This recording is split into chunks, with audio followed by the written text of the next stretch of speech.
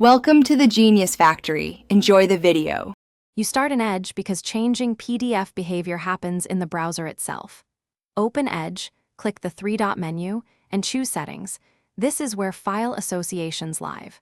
Once done, go to Cookies and Site Permissions to reach the PDF area quickly.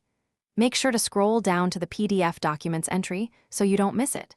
This first step puts you directly at the control that toggles whether PDFs open in Edge or Download. You need that open to apply the change. Now you'll change the actual behavior. Find PDF Documents and toggle the switch labeled to open files externally. Turning it on forces downloads or external app opening. Turning it off keeps them in Edge. If you want a specific app, set Windows File Associations after this change so PDFs open in your chosen reader.